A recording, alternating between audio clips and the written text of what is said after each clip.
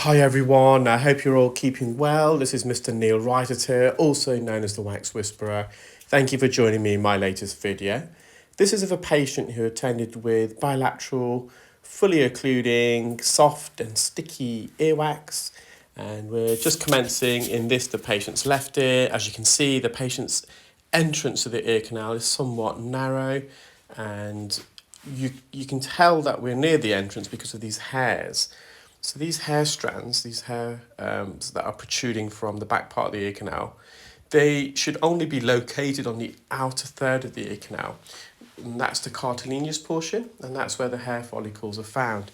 The inner two-thirds of the ear canal, the bony part of the ear canal, there shouldn't be any hair follicles there. So that's a landmark to keep an eye out whenever you are watching earwax removal videos or learning to examine one's ears if you're an aspiring doctor or an audiologist or an ENT specialist.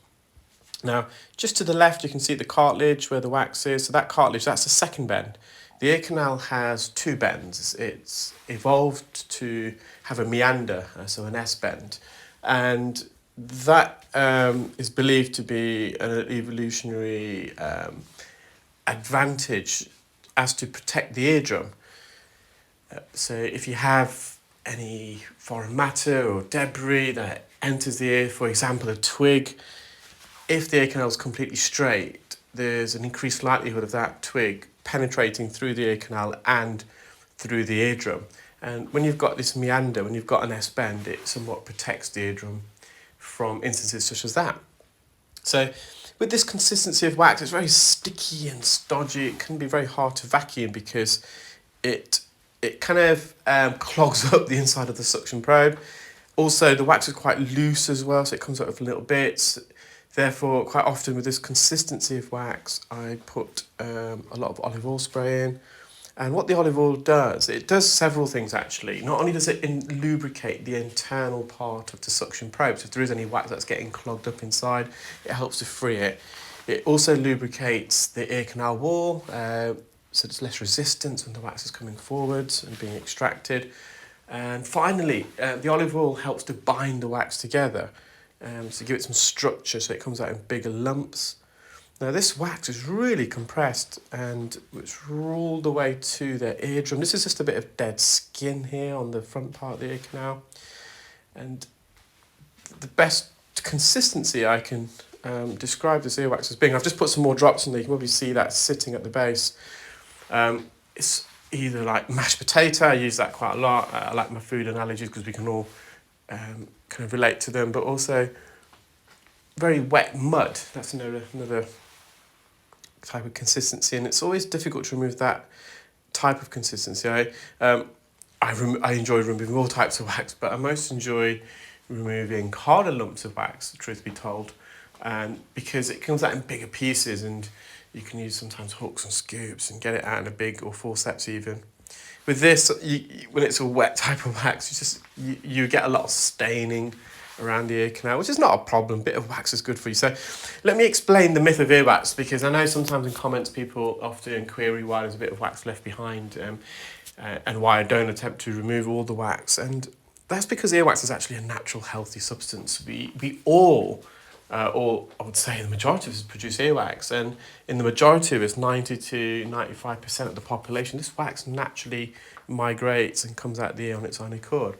Earwax is slightly acidic in pH, and that acidity, it resembles the acidity of the ear canal, believe it or not. So the ear canal also is slightly acidic, around 5.4 on the pH scale.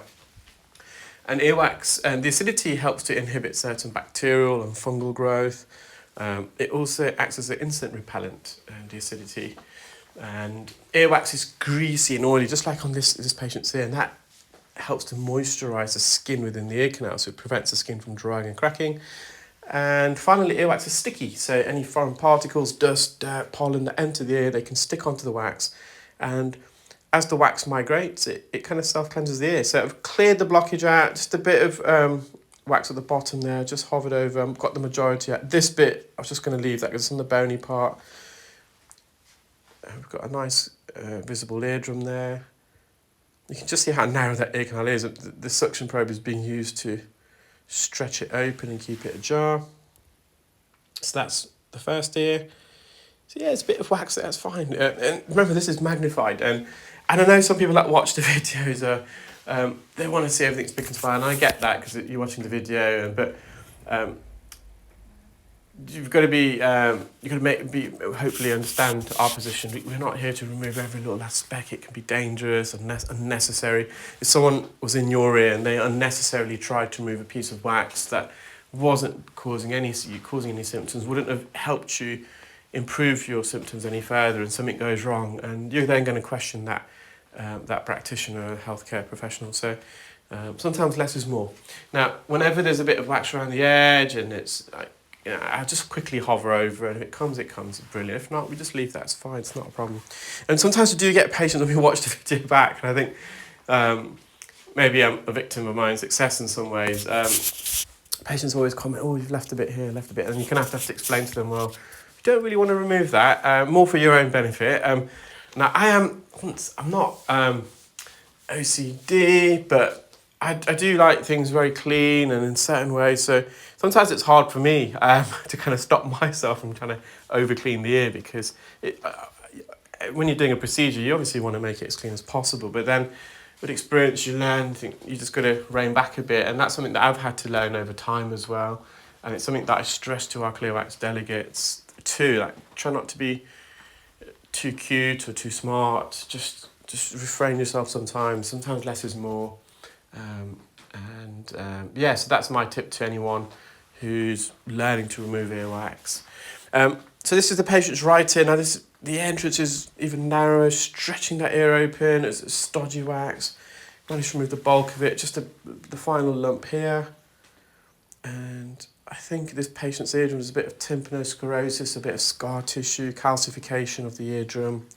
Normally occurs in the middle membrane of the eardrum, the fibrous connective tissue membrane, and it's an ordinary response in some sort of trauma. So whether it's acoustic, you can see a bit on the right hand side there, that white patch. It's fine, it shouldn't cause the patient much problems with their hearing. Sometimes it can, but quite often it doesn't. So it could be a grommet surgery in that region. That's when normally a grommet's inserted, or an infection the patient previously had that's since healed, or acoustic trauma, so constant exposure to loud sounds, or barotrauma, so sudden change in pressure, that can cause that. Physical trauma, so injury incurred to the ear. The eardrum responds by healing, and there's overproduction of calcium deposits, and it calcifies the eardrum, and that's where you get that whitish appearance. Well, I hope you enjoyed that video, guys. So this is video 999. Tomorrow, hopefully, I'll get my 1000th video uploaded. Take care, bye.